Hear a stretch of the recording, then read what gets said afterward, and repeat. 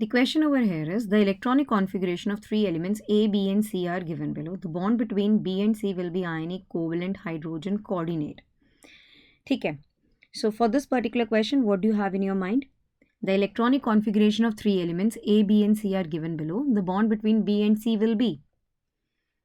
Hanji. The bond between B and C will be what? Any idea to anyone? For this particular question, what will be the bond between B and C? Hanji.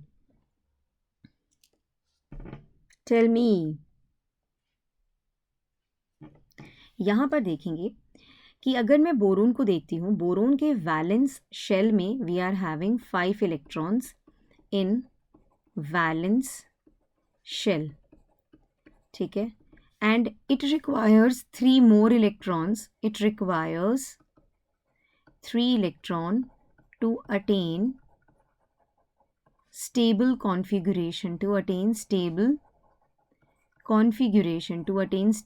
configuration. ठीक है. अब यहाँ देखो C के valence shell में we are having 7 electrons and it requires 1 electron to attain stable configuration. So over here, this is boron having 5 electrons in the valence shell. Okay. And this is carbon, if I talk about, having 7 electrons in its valence shell. 7 electrons in its valence shell. Yes. So this is how come they are actually going to have 8 electrons in their valence shell, and this is by sharing of electrons. Basically this is by sharing of electrons.